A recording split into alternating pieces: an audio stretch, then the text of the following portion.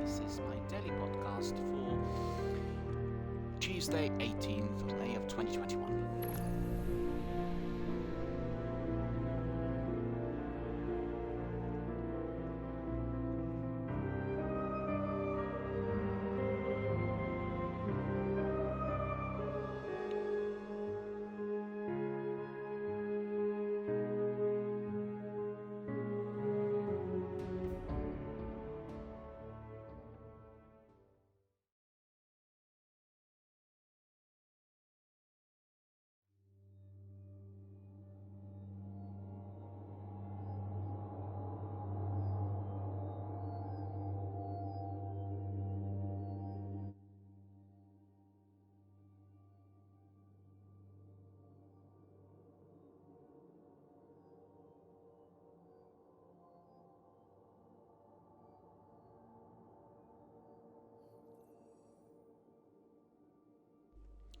A warm welcome to all our friends, fans, community members, participants and viewers worldwide on many different platforms. Thank you for joining us here today for our podcast, also for being our dedicated community members every single day. Thank you for coming here to my channel to watch Warzone and Destiny and perhaps some other games I introduced in recent months.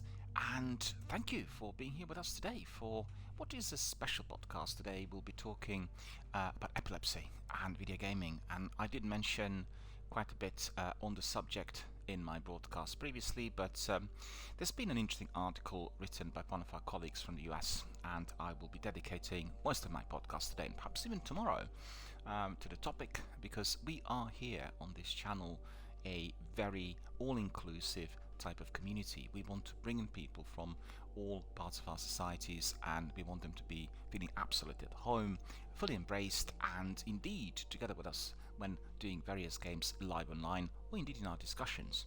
So epilepsy is a serious neurological disease and a disturbance in some cases through which people are restricted from certain kinds of day-to-day activities, and there have been some instances through which people did develop epileptic seizures after playing certain video games, and it is a matter of a huge scientific interest, and there's been quite a bit of debate dedicated to it. So I think it's only fitting that we are looking at this, particularly in view of two games that were raised as a case in point, and these were Cyberpunk and Destiny 2.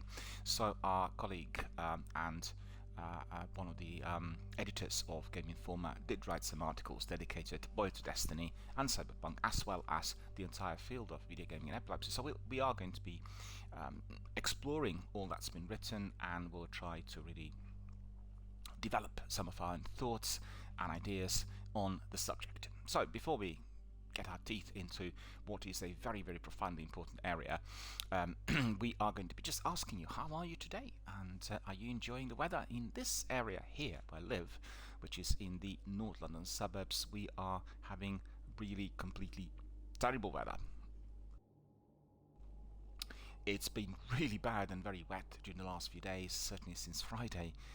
We call it cats and dogs here in London, where you have torrential rains and there is absolutely no one out there in sight, no living or human, well, I should say, no living creature in sight, but cats and dogs. And all of those are also hiding because of well, heavy downpours. I went to have my dinner 2 days ago, and honestly, I didn't realize it was pouring down as badly. Everything was flooded. It was just water everywhere, and I usually take our riverside walk, which is very lengthy. It's about between 3 and 4 miles in one direction, and you know, it was just absolutely like walking through a lake and caked up in mud, and you know, all kinds of weather-related problems out there. By the time I got to my destination, I got my dinner, and then I decided to go back, not by the same route, but just by walking down the main road. And guess what? There were several areas which were heavily flooded with huge puddles resembling lakes, and I had to walk through them, so that was no fun. In addition to that, they've given me a paper bag, which I thought was going to be you know, reasonably sturdy as I walked, because I had a massive big umbrella together with me. But for whatever reason, the bag got soaked, and as I was walking through one of the puddles, the dinner I bought in the neighboring town after walking 5 miles basically almost ended on the floor, and the bag snapped and just basically disintegrated because of all of that water. And unfortunately, as the dinner was in containers, it didn't suffer any damage. But can you imagine, after walking all that distance, getting my dinner, and then losing it, and the dinner ending in that puddle in the middle of nowhere? Honestly, I just would have eaten my controller and my Xbox for dinner instead. Believe you me, I would have been so furious. But the trouble that occurred afterwards, I didn't have any other plastic bags, so I had to be carrying this dinner, which actually was in 2 containers for the dinner, which was including my vegetable grill together with couscous and rice, plus the other container with 6 salads, and then 4 other containers with various sauces. So it was quite difficult to carry this, have my umbrella, you know, battle against the rain and wind, and then get to the hometown, which actually was not near. So I had to walk about 3.5, 4 miles to get there, because the bag snapped as I was already you know, in wear. So you know, that's absolutely crazy. And certainly an experience and a night out to be remembered. Incidentally, it happened on the night before we eased our lockdown, so you know, but in any case, I just underestimated the downpour. As I played Warzone, I didn't really hear how severe the rain was, and sadly, it looked like within, you know, an hour, 2 hours, we had a downpour that would be equivalent of I don't know, 2 or 3 weeks of rain. And it was just absolutely dreadful. And also in the neighbouring town centre, the high street was completely flooded. The cars couldn't actually go through it, and it's on flat ground. You know, it was not really in any sort of valley, and there are no hills or mountains around the town, so really, really quite unpleasant. And still, today we are having the same sort of drizzle. As I'm talking, it looks like we're getting some sun coming through the clouds, but I think in the afternoon, yet more thunderstorms. And on Sunday, we had quite a few thunders around here, which were causing certainly a concern amongst the elderly residents. So, as I said, hopefully you are having a better bout of weather compared to us here in southern England. And I've heard from Paphos in Germany and from our friend Mikael in Sweden that last week they had one day where I think it was 26 or 28 degrees, and that's unheard of in those countries, you know, that early in May. So everything is literally upside down, and we really have got to be a lot more concerned about the way the industry is affecting atmosphere, because honestly, with all the computers and gadgets being used, you know, based on the massive computer servers which are producing an enormous amount of heat plus the cars, plus the planes, plus the industries. If we're not careful, we're going to end up in the world of fallout. And that's not going to be caused by a nuclear Armageddon. It's going to be caused by the absence of natural resources, which are fundamental for human existence. Naturally, we are talking about water and air. And you could see, for instance, with a virus like COVID-19 that is transmitted through droplets, which are to a degree airborne, we are stranded, and we are having obviously huge difficulties, as we have to be locked up and living in a lockdown, in secluded areas, being completely left to our own self-isolation, no human contact with anyone. So it's actually a warning coming from the nature that if we are not careful, it will get much worse. Think about the areas that could have serious problems with water being accessed. You would have hundreds of millions of people dying. It's just as simple as that. People need water in order to be living, and we know that our bodies are made 75% of water. So, quite frankly, we have got to be paying a lot more attention to what is around us, and we need to pay attention to health and the health of our environments. It's two different things that we have to be perhaps a bit more preoccupied with. One is how we maintain our own health and well-being, and that includes physical, biological, as well as psychological health. On the other hand, we need to pay a lot more attention to the way our nature is operating, breathing, and living. Give an example. As we had the lockdown here in south of England, I went for lengthy nighttime walks. They were all taking place after 11 o'clock at night, not a living soul in sight, not even animals. And I would go to our nature reserve, and there's no danger of meeting anyone out there. And it was incredible that after about a month, probably after about 6 weeks, when I walked to certain areas, I could hear the nature breathing. And this is something I had not seen for many, many years, maybe decades, maybe ever. I don't think I've ever heard nature breathing like this. I mean, I've been to some nature reserve where, you would hear animals, but it was just like plants breathing. It was quite extraordinary. The sounds were, of a living organism which was out there and completely invisible to the naked eye.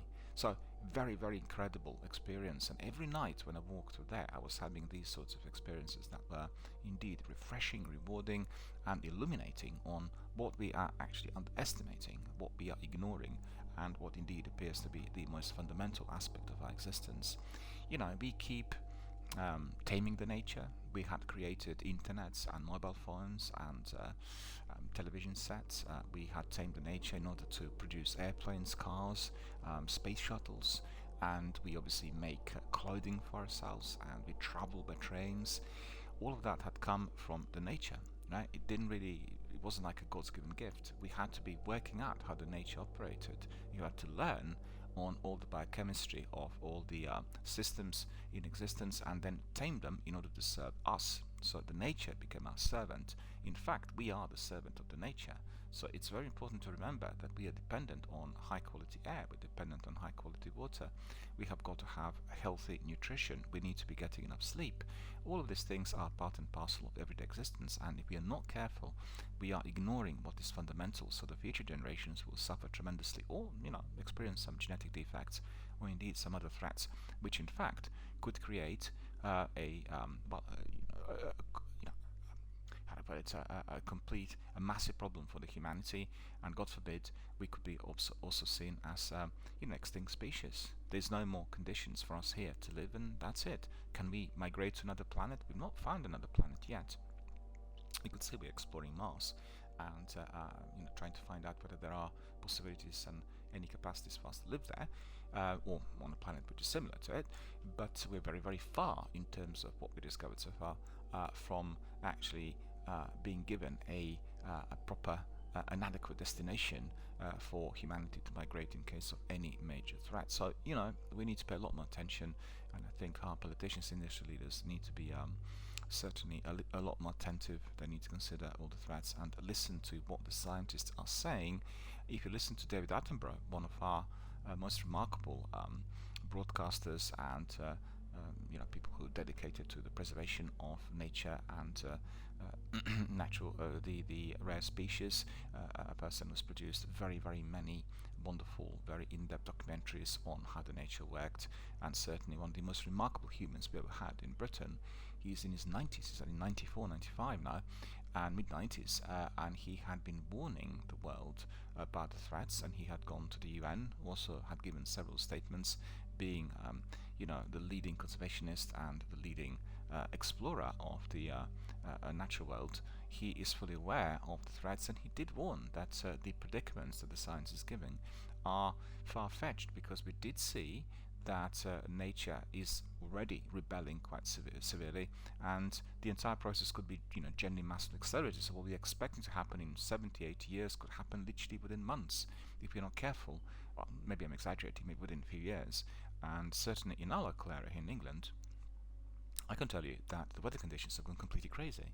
And I've been living in South Hertfordshire now for, what is it, coming to its 6th year, and just within a short period of time the conditions had changed so drastically. We've had, I think last year, a day which was almost like with sub-Saharan weather. It was unbelievably hot and dry. We had almost 40 degrees in here. It was 39.8 in Cambridge, just not far from us, and unbelievable to have that sub-Saharan air here in England.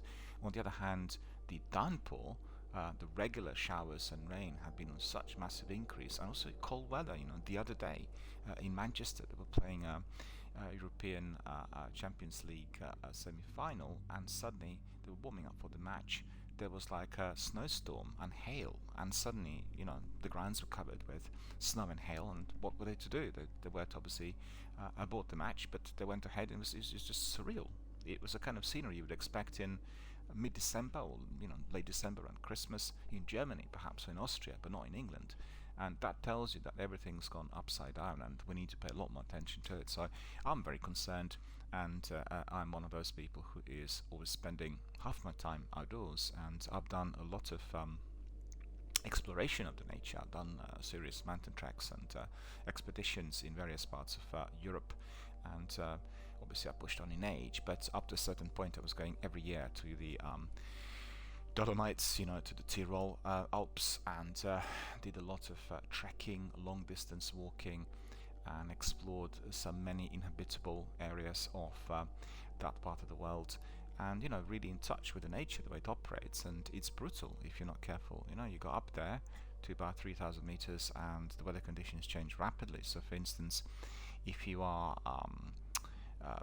experiencing a sunny day and you're not wearing protective gear, you will have serious problems, because the sun up there is scorching and you'll get serious burns.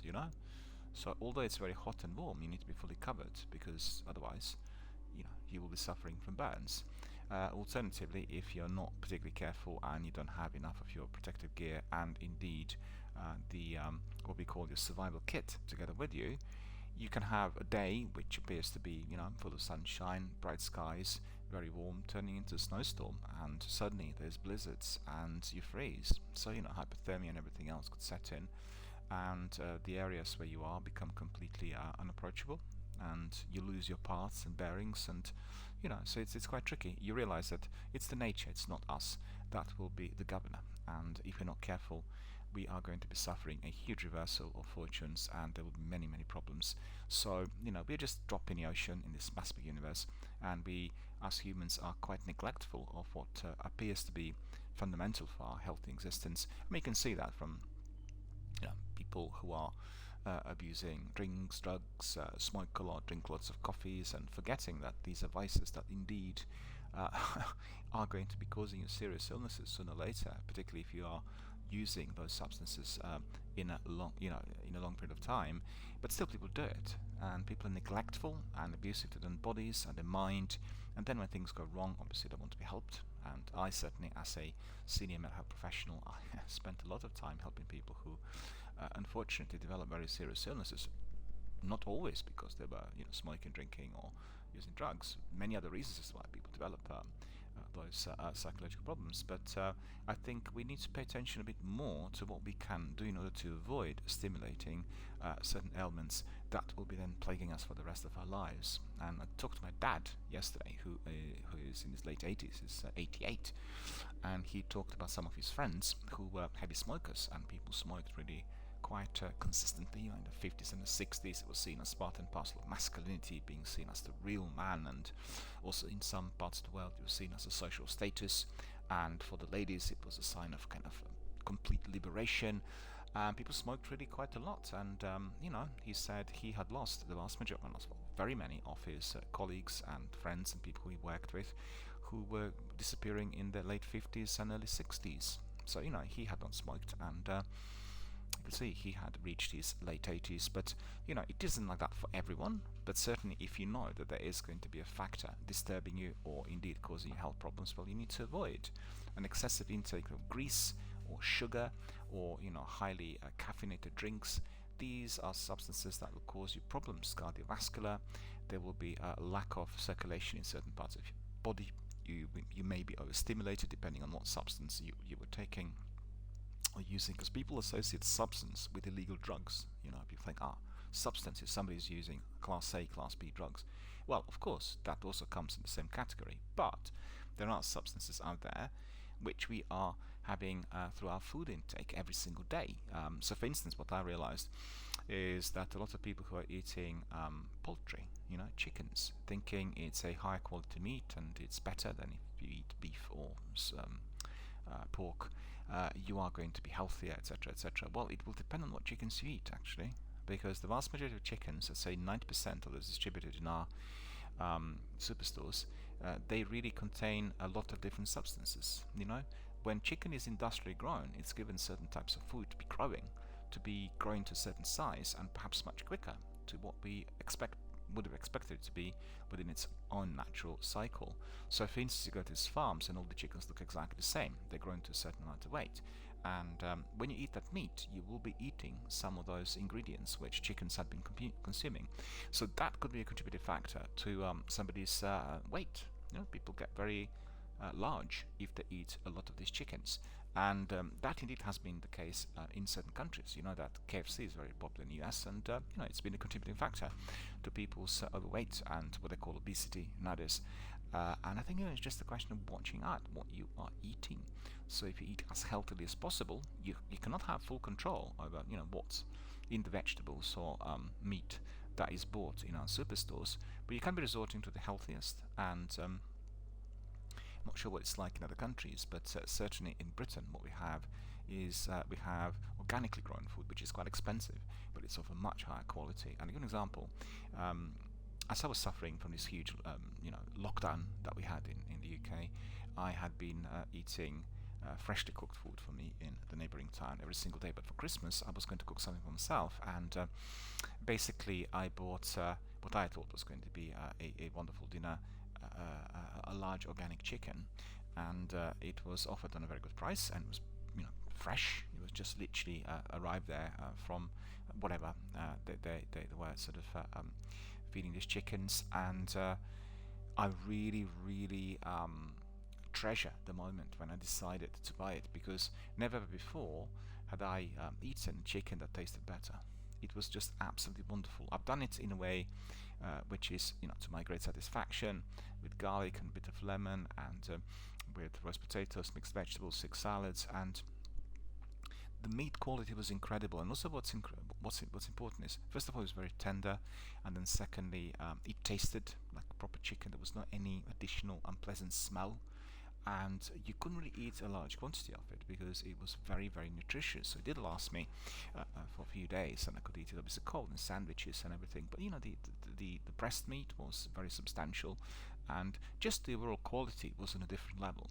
Generally, I remember a little while back when I cooked for I worked in therapeutic communities, so obviously cooked for many service users, and we used to sort of take it in turns. We had helpers, and we did dinners together, and we would get some of those chickens from Tesco's and Sainsbury's, and they were smelling so bad, so I just rejected any of these and decided to bring them in from the local butchers who had a different kind of supplier, and those chickens were a lot better. So what I'm trying to say is we all need to pay a lot more attention to what we are eating, and if you spend a bit of time looking at what is being offered through various outlets, you are going to be having a much healthier nutrition, and you will feel a lot better as far as your physical health is concerned. So all of that is certainly of concern, And in addition to that, when it comes to video gaming, if you are playing video games for quite some time, just make sure that you're not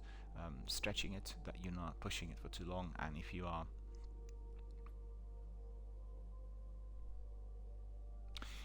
to be snacking or having anything else as you're playing the games, some food intake, make sure that this is very healthy, that you're not really stuffing yourself with crisps and kind of greasy, salty, highly caffeinated or calories snacks, where in fact what you want to have is some fruit, you want to have maybe some muesli, you want to have some peanuts or walnuts and that is going to be providing you with a refreshing respite from your PvP and any other online activities.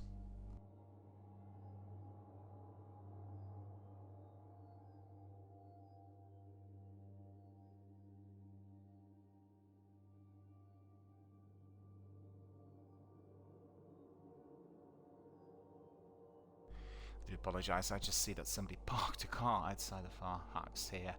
I'm playing really blasting loud music. People are so inconsiderate nowadays, it's absolutely detestable. I can't understand that people do this, and disrespectful towards anyone, and hopefully we'll get some new laws through which people will be penalised for such behaviour, because I hate it, and I sometimes hear people parking their cars 3 o'clock in the morning and playing music so loud, and it's just unbelievable. Anyway, coming back to our health, we are going to be looking at epilepsy and what our colleague from the US had written on it, because there were some articles this week coming from Game Informer, and they were dedicated to Destiny 2 and some incidents of seizures that people who indeed have photosensitive or any other epilepsy were experiencing as they were playing Destiny 2. So let's have a look at what she had said. And as I said, today's podcast is very much dedicated to health and indeed to video gaming and epilepsy. So our colleague's name is Liana Rupert, and she actually is a former US sailor, and she had suffered injury through which sadly she developed epilepsy, and she was honorably discharged and basically went into the entertainment industry in order to carry on with a separate career, but had dedicated a very large portion of the time to analysis of how video gaming are affecting one's own biological and psychological health, and dedicated also a lot of her work to epilepsy and charitable works with individuals who are suffering from this neurological disease. And indeed we are going to be truly privileged to be able to read these articles and discuss them here live online. If you will have any questions or concerns or anything else that is related to epilepsy or any other neurological syndrome, then please email me and make sure that you write a very sort of detailed description, perhaps of your own personalized experience, and I would be very, very glad to receive it, and then I will respond to you online, or indeed we'll talk about some of the questions here with your permission. All the details as far as the identifiable facts are concerned are going to be indeed fully protected. We will be using alternative names, and you will have to give us your permission in order to discuss some of it online. So just make sure, as a person who's worked in the services that are strictly confidential, I'm fully familiar with all these issues. So you will never have a situation where you send an email and then that is being read out online, and your name and your background could be recognized. This is never going to happen in here. And obviously I operate on that level every single day, 24/7, through and through. So the article is called Epilepsy PSA Destiny 2 Beyond Light, written by Liana Rupert. It's just been published 2 days ago, and she said, as many of our readers know, I'm an avid Destiny 2 player and advocated for others to give it another shot, following several expansions and the most recent conclusion of Season of the Chosen. Indeed, this week we kicked off with Season of the Splicer. The space shooter has evolved incredibly since its launch, but for those diving in, especially with Season of the Splicer now live, there are a few things those with photosensitive epilepsy that need to be fully aware of. This is something I've been working on for a few weeks now. If you feel I may have missed something, please email me at lianarupert@gameinformer.com. And she said obviously that needs to be only for work purposes. Just remember, if you want to discuss epilepsy with her, she's a person who's unfortunately develop epilepsy as a result of injury, and she will be very, very happy to answer your questions and indeed receive your comments and views in the same way as you obviously sending them to myself. So just keep it in mind, and if you're interested, obviously you can access this article both on my Twitter and through Game Informer. You just need to write down Destiny to an Epilepsy and you get all of the articles. So in any space game that has futuristic undertones, you can expect dramatic visual effects to impact the player experience. These are made in a way to cause the action to pop more, especially in high-intensity fights, boss encounters, raid progression, and any other. With the new season now available, more Guardians are diving back into the adventure, so that is obviously with Season of the Splicer. Especially with much of the game being free for those giving it a shot for the first time, and with it being on Xbox Game Pass. There are a few things you should be aware of, something I've been working on since the release of Beyond Light, but more urgently in the past weeks, a sentiment that was echoed recently in a thread of the Bungie forums. I've not really seen the threads, but definitely worthy of note. Before we get started diving into some of the triggers below, I want to reiterate something from my previous epilepsy PSA. You do not have to be a person with epilepsy to have a seizure. The people in your home do not have to be epileptic to have a seizure. As noted in my Epileptic Guide to Gaming, a common misconception about seizures is that they only happen to people with epilepsy. And I actually echo that. I did work with quite a few patients over the years who were not having epilepsy, but under certain conditions, which means their own physical conditions as well as the conditions in the environment, they had epileptic fits. So the fits are basically an uncontrollable electrical discharge which is affecting your consciousness and your muscular activity. So people either have those, which are called grand mal fits, when people fall down on the ground and start shaking, and then eventually they regain consciousness after heavy sleep, which always follows that sort of what we call an epileptic fit. Or they have absence seizures, where in fact their concentration, their thoughts, the movement would be under some sort of void for a little while. They could take place within a couple of seconds to maybe a bit longer, and they could be caused by these external factors. So Liana is describing that in depth, and I'm very, very grateful, because it's a misconception. People don't actually understand what epilepsy is. Initially, many years back, epilepsy was assumed to be an illness of people who were having grand mal fits, but as neurology developed, as we've seen with the medical science advancing rapidly, we did discover that that was not the case, and epilepsy, similar to some other illnesses, is basically an umbrella condition that contains all kinds of disturbances that are affecting people in different ways. So if you are having any of the experiences which will be of that sort, it's very wise to be consulting a doctor and then having a thorough neurological examination, and most importantly, you need to do a thorough EEG, which is electroencephalogram, and that reading, that test will present a clearer picture whether you are getting an abnormal or an excessive electrical discharge, and therefore that could be thoroughly defined, diagnosed, and investigated further if there was a need. So, coming back to the article, and as noted in my Epileptic Guide to Gaming, a common misconception about seizures is that they only happen to people with epilepsy. That is absolutely not true. It's basically a myth, and seizures can occur in anyone. There's also no one type of an epileptic episode, which means learning about triggers can be a tricky process. With accessibility in gaming becoming more of a priority within the gaming space, which is basically cross-platform, studios are finally beginning to look at the impact of certain effects on these susceptible to neurological episodes beyond simply slapping a warning label on games and calling it a day. Well, what's important to recognize is that certain types of activities, flashing lights and bright colors and quick movement, they can be affecting people neurologically to a degree. Those people who do not have the condition, and you will find yourself feeling a bit dizzy, or you find yourself a bit twitchy. So these are all kinds of signs of excessive gaming, or a very profound effect that certain type of setup will have on your brain, and therefore you need to be extra careful if you're experiencing any of these. It doesn't mean that you have to divorce from the gaming activity, but you need to take it in moderation. You need to be properly hydrated.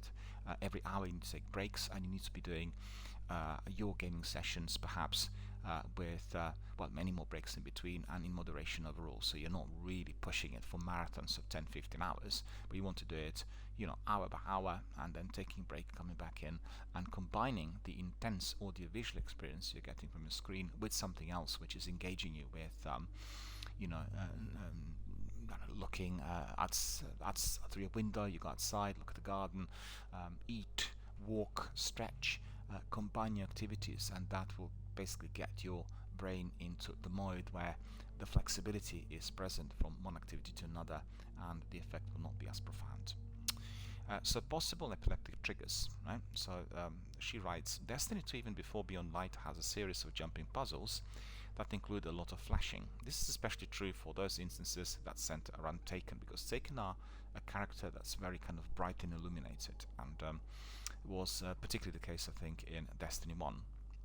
Certain strikes and raids are also something to be aware of with flashing, and she says I will list the ones that have the high amount of risk, even if they're vaulted, due to the possibility of them coming back. The Devil's Lair during the Sepix Prime encounter, also with close encounter fights in the dark hallways and flashbangs and super attacks against the dark contrast. Fallen Saber on the Cosmodrome also offers the same flashing concerns. That's true, there's the big shank that you need to be destroying, and there's a lot of flashing there in that area, and I played it in Destiny 1 and Destiny 2, and I think Destiny 2 is more brightly illuminated, therefore it will be a bit more of a profound effect. And don't forget, if you're increasing the contrast and the brightness on your setup, and indeed if you're doing it also on 4K, you're getting a much greater illumination, and therefore you will be affected. To be honest with you, with the older generation TVs, with Trinitron, they had the other problem, which was flickering lights, and you know, it was just yet again one in a line of many of those activities that could have been triggering off these seizures. Exodus crash with a flash of enemy attacks and the blinking of lights in the corridor. The festering court with the Taken animations and the blight against the contrast in colors of dark, almost black against blinding light for this location. The Disgraced is a little all over the place with the color palette of Forgotten Shore. The rapid blinking in combat encounters paired with the usual rapid fire of weapons, and special abilities posing a small risk. This is applicable mostly for the first stage of this instance. The Insight Terminus for dark corridors with the darkness animation, final boss encounter, is okay. The Hollowed Lairs boss encounter with the Scorn's lighting attack. Then she goes on. Presage. Similar to that of some of the strikes, there are a lot of dark corridors with flashing lights, especially so before the dumpster sequence. Flashing bulbs hit the right animation speed to trigger photosensitive epilepsy. So flashing bulbs hit the right animation speed to trigger photosensitive epilepsy, though even non-epileptics can be impacted by rapid animations. What it is the animation is basically providing you with a lot of non-detectable flickering lights because of the movement, and that is affecting your optic nerve, and therefore it triggers off the seizure. It triggers off the electrical impulse. So I wondered whether people could watch it and play it with sunglasses on, because that will be minimizing the impact.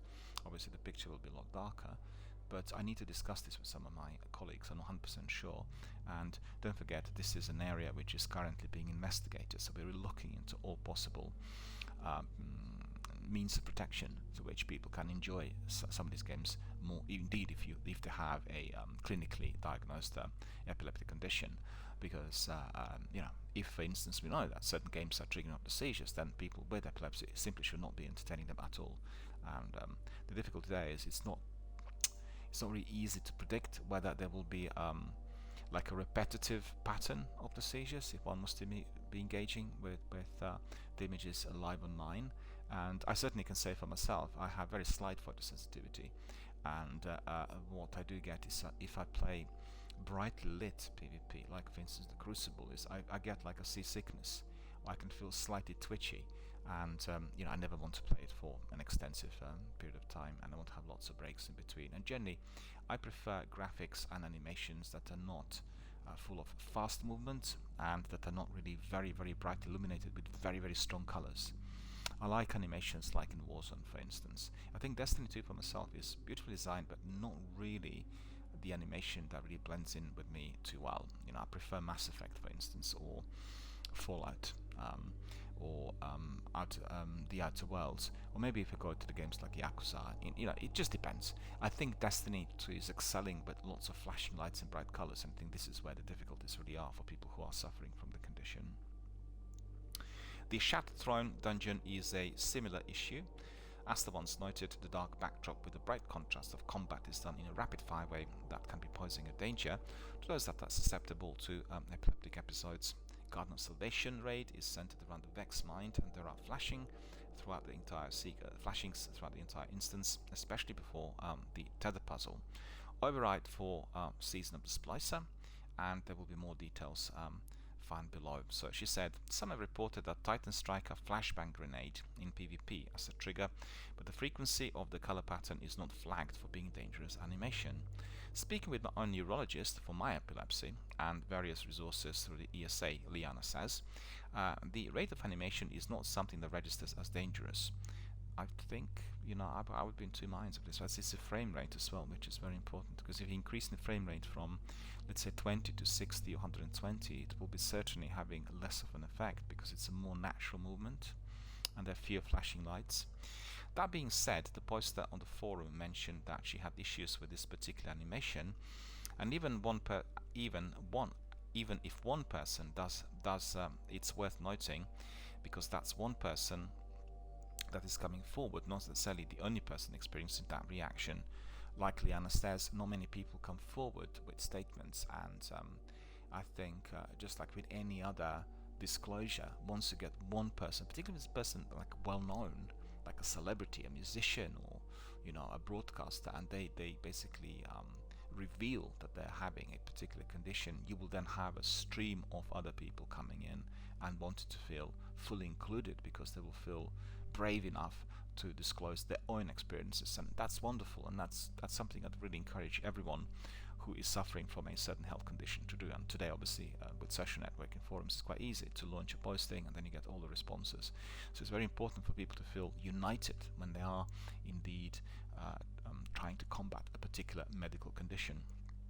We've seen how important this was with COVID, and COVID is a dreadful disease. It's a dreadful illness that's causing, first of all, death in many of those people who sadly contracted it, and then secondly, we have that so-called long COVID. I've just read a study today before I went live on air, recently released this week by the NHS. We have more than 1 million people suffering from long COVID here in Britain, and I was a person who suffered from ME and who will never be able to get rid of chronic fatigue symptoms, also caused by a very contagious swine flu virus 14 years ago. So I can tell you, I have a first-hand experience of how dreadful that is. And for anyone who works for various government departments, I can only tell you, you do not want to go through this, because frequently we have to go to courts to prove that indeed we have it, you know, because some of these bureaucrats consider that flu is a flu. You just cough a bit and that's gone. And that's not the way it is with these serious flu viruses. And as you've seen with COVID, it's taken away so many people from us, and so suddenly, so out of the blue, and many of those people quite well known, some celebrities, some politicians, many ordinary people, doctors, nurses, teachers, people who worked on the front line, you know, with public services, for public services, and you know, absolutely gut-wrenching to see the overall death toll and the figures that we'd had here in the UK. So I can only say that everybody needs to be really very, very careful and seriously consider the consequences. And like I said, it's important for people to feel brave enough to disclose information if there are celebrities or any other well-known personalities providing us with, you know, that degree of disclosure, and therefore we can feel brave enough to just contribute with our own experiences. So like what Liana said, it doesn't mean if you have one posting on Reddit, that's just the one person experiencing it, and it's very important other people echo that concern. Season of the Splicer, for the most part, has seemed a lot safer because of the color palette largely chosen with purple and turquoise hues.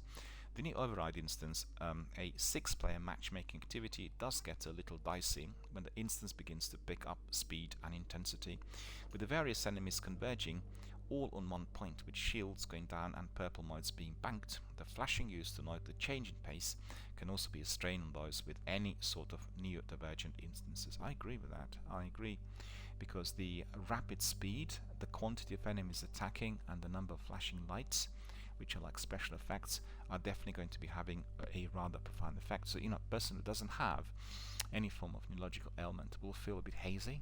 They'll feel that all the flashing lights were affecting the vision. And if you were looking at photographers, paparazzi snapping up with the flashlights on, and others will have an effect which is a bit more profound. And as Destiny 2 continues to gain traction with each expansion post Activision, the game has evolved a lot. So have the animation styles. Absolutely. I mean, the animation quality of today is just miles away from what we had 10 years ago, and there are pros and cons with this, and I agree with some of the things said. I watched 4K and top-notch rendered graphics with 120 FPS, and it depends on the game. I mean, some games will have a more natural feel and you will have very little effect on your brain, and with others there will be a bit more, and that depends on, first of all, how rapid the movement is, how detailed the animations are, and whether the overall picture is brightly illuminated, containing lots of bright colors, and most importantly, lots of flashing lights. So these are the factors that will affect everyone. Death matches, quick ones, with a lot of movement and lots of explosions, are likely to be causing a considerable stir, I think, for people with these conditions. Accessibility in gaming is I missed something very important. While Destiny 2 largely does a good job at being conscientious, there are always ways to be a little safer, and how to do that is to bring awareness to the forefront in a productive and respectful manner. Accessibility in gaming still has a long way to go, especially when a common reaction in the gaming community is just do not play games. That attitude is callous, especially given that many of the same points raised in the gaming space apply to movies, TV, and even casual commercials.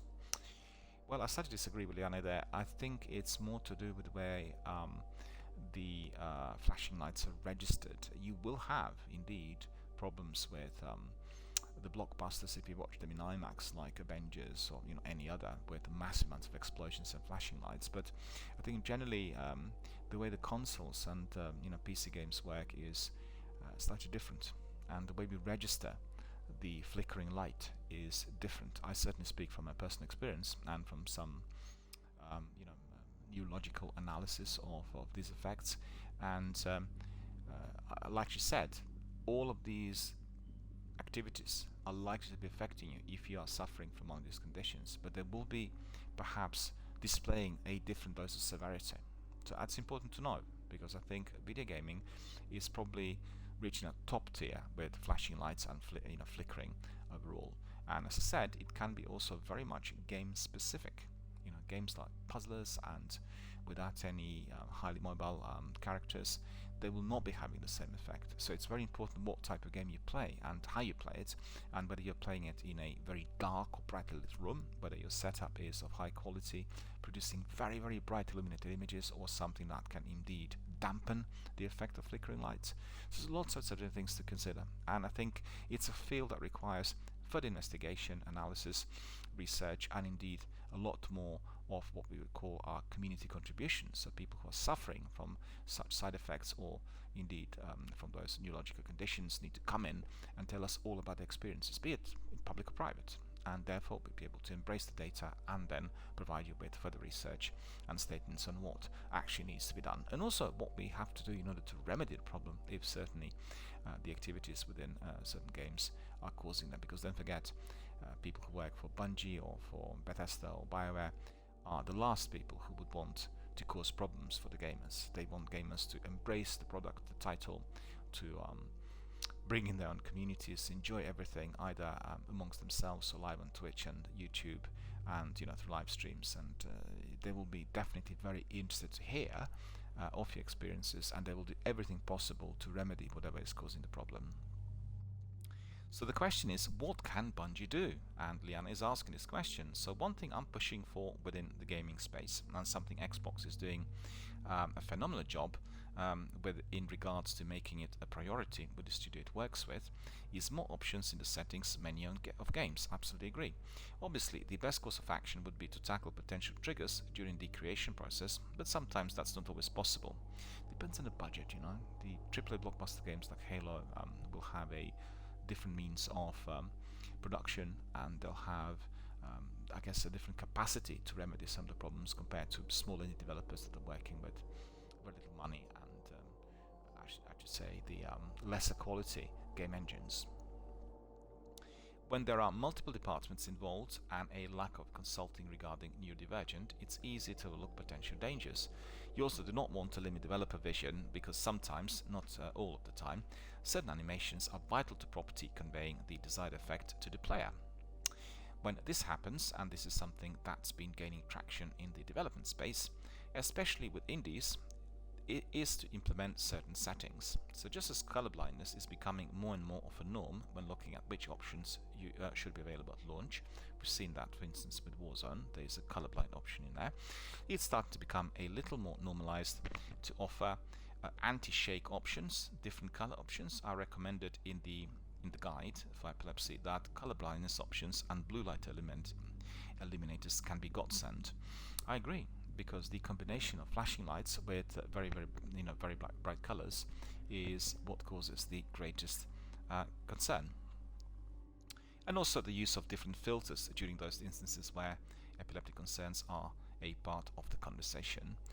Basically, what Liana is saying, if you have the condition, make sure you really tailor everything in the settings to a degree at which you're not going to be very greatly affected. And I think colorblind modes are very useful, as well as reducing the bright colors. So the game should not be brightly illuminated, because then you are picking up bright colors, flashing lights, and the FPS drop when you have the games at the dropping rate and you're walking your character, you're kind of running fast. Well, that is where the lag is producing flashing lights, and that degree of animation with the character in motion is going to be triggering off the seizures.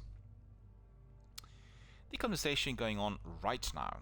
So Brannon Zahand, a senior program manager for gaming accessibility at Microsoft, previously opened up about new goals the company has regarding its efforts.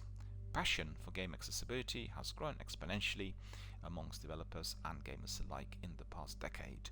He says in the post when talking about why this movement is so crucial.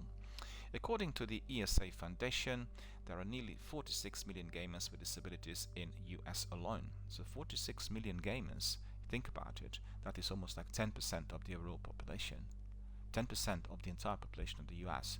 We are talking about quite a variety of disabilities. We're not talking just about very severe, but anything from incapacitation through work to, like for instance, Liana. She was a US sailor, professional soldier in the US military, and sustained an injury and sadly developed epilepsy after that. And these things can happen. There are certain works, particularly people working building sites or building certain types of constructions, they're more susceptible to injury, and therefore I think it's very important to recognize that disability is a lot more present in our community to what we usually assume. So we are heartened to see that game developers are actively seeking out resources that guide inclusive game design to ensure that the games are fun for everyone who wants to play. So according to Zahand, accessibility has become a core aspect behind all development decisions within the Xbox brand. This became the norm when the company created the Xbox Accessibility Guidelines back in 2019, so 2 years ago, just before the onset of COVID, and from there the efforts grew in both scope and support. Since the launch of programs within the company to be more community focused in areas that are usually left unrecognized, Xbox has worked alongside many groups targeted various aspects of accessibility to continue growing and properly addressing fan feedback. So he said, over the past year, developers have expressed enthusiasm for the XAGs, Xbox Accessibility Guidelines in brief, but also asked for additional context and clarification as to how to ensure these guidelines are properly implemented in the games. Zahan added, additionally, there has been a clear desire for more content that helps the developer understand where to start or how to focus efforts. In an effort to make the impact of XAGs even more effective, the team is implementing a new growth goals for 2021 and beyond. So if you want to find out more, you can just go to his posting on the internet. It is coming from Brannon Zahand, and he is the Senior Program Manager for Gaming Accessibility at Microsoft.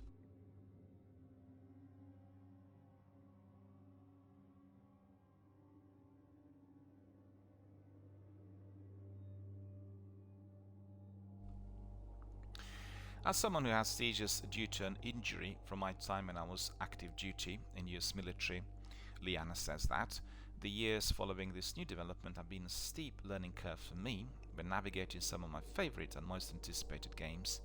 I no longer can enjoy titles like Dead Space as freely as I used to, which open up an entirely new world of development that never has even entered my scope of awareness. That game really had a lot of flashing lights, and I think that really was definitely of concern for anyone who does have epilepsy.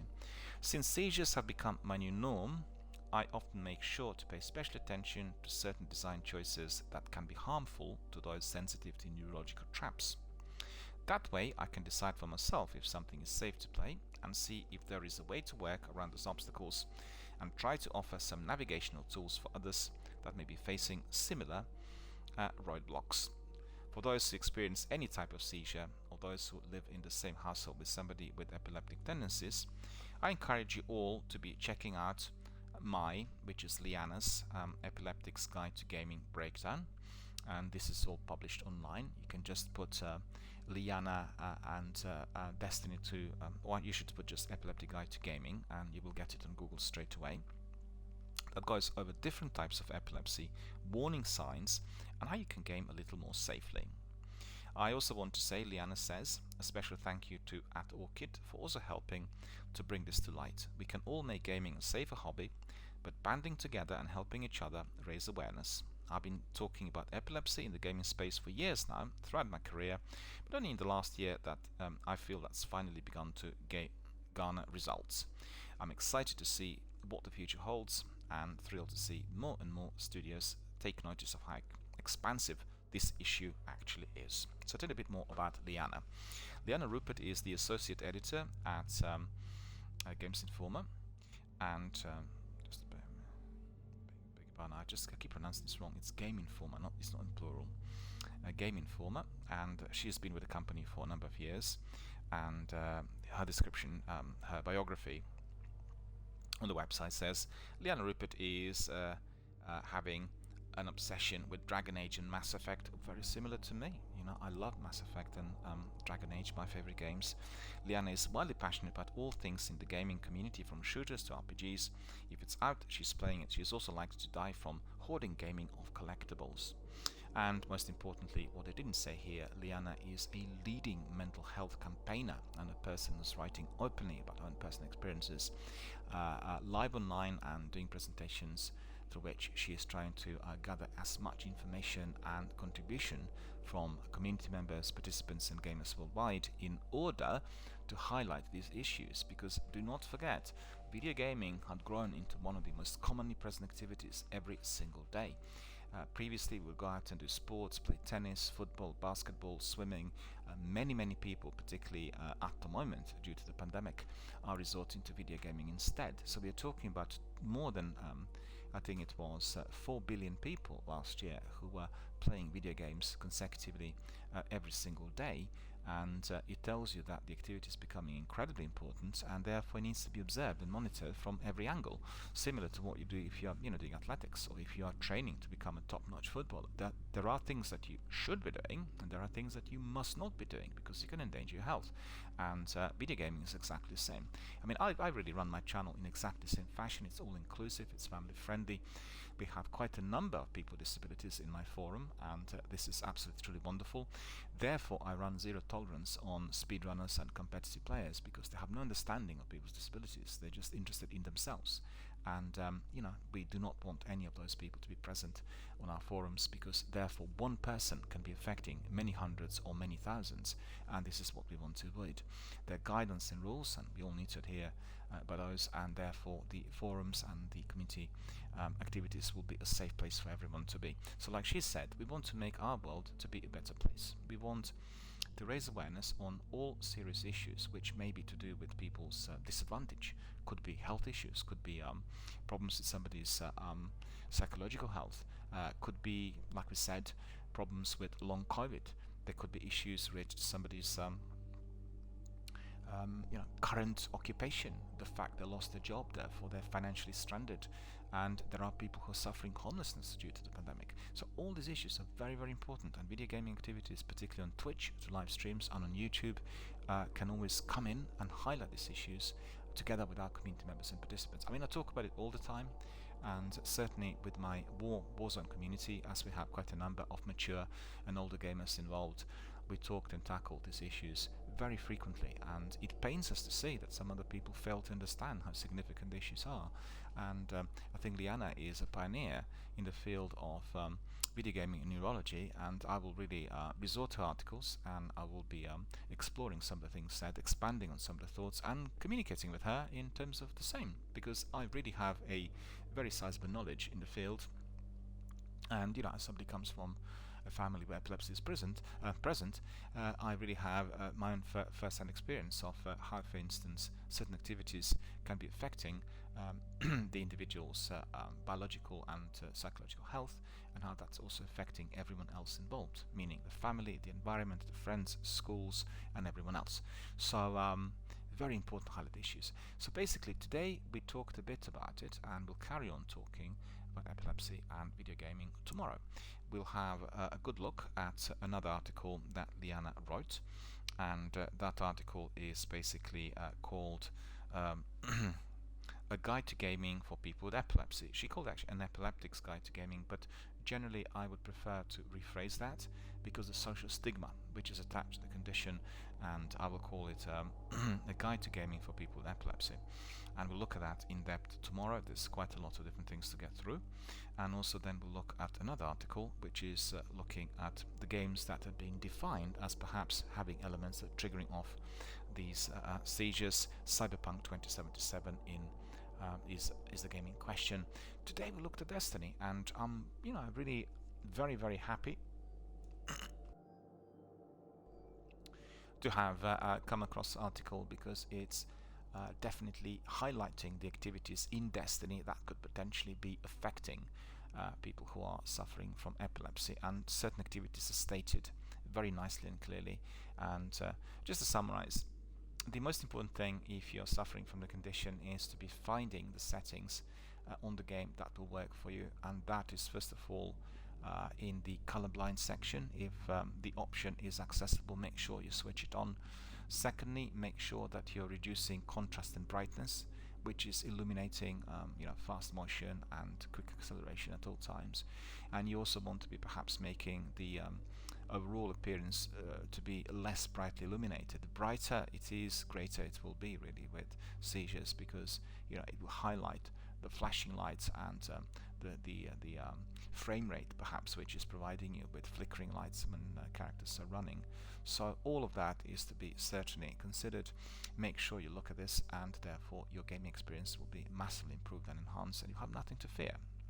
I think what is important is that the community participants come up with their own experiences on Reddit, create threads and post their own personal experiences, be it under your own or any other invented name, in order to protect your confidentiality, and make sure you share the experiences, because others who are suffering from the condition will learn from what you've gone through, and therefore they perhaps will not make the same mistake, and they will be adapting the way they play the game accordingly. So it's very important, and I applaud Liana for the article and for the work that she completed, because we need to see a lot more of that in our gaming community. And as I said, this channel had brought in quite a number of people with disabilities. They include people with epilepsy, with autism, with many different mental health problems, and I'm very pleased and privileged to say that I'm running a community which is online on Twitch, that is providing that forum for everyone to feel fully included, fully free, and at the same time fully entertained and engaged in our discussions and conversations without any form of worry that somebody will be providing them with judgment, that will suffer any consequences, that there will be any side effects. And most importantly, all of us here will be then chatting away about everything that concerns us, as well as enjoying our online video gameplay. And that we do that every day. So, can't be better than that. And quite frankly, I also wanted my channel to be tied into certain charities.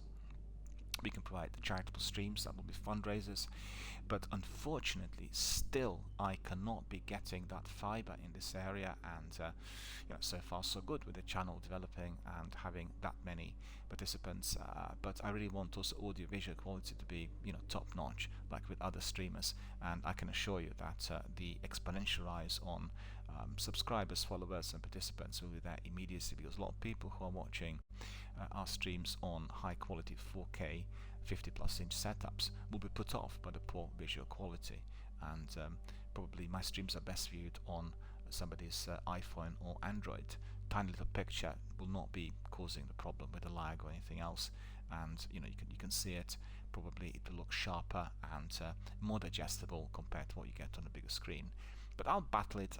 I'll battle it on. I'll certainly try to get my fibre as soon as possible, engage my local MP and maybe some of the executives working for BT. I have some details and addresses in here which I can be using, and I'll carry on because I think that for me is the utmost priority. I really need to get it as soon as possible in order to enhance all that we do here every single day. So that was my podcast for today, dedicated to video gaming and epilepsy and other health conditions and other health issues. Also, we talked a bit about how we need to be a bit more concerned about what we eat, what we drink, and how we need to stand on the box and voice our concerns about the industry and everything that's happening out there and affecting our environment, i.e.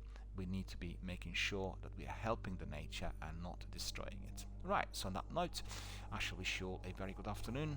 I'll be migrating and traveling to the wonderful world of Destiny 2. We'll be yet again continuing with Season of the Splicer. I think I discovered yesterday some content which is based on kind of weekly achievements, and we'll try to do that today. Prioritize it, because if I'm not mistaken, the reset is at 6 o'clock PM. Therefore, we'll have a few hours to entertain all the activities, get some thumbs up and some rewards. So stay with us for a lot more in Destiny Beyond Light, Season of the Splicer, coming next.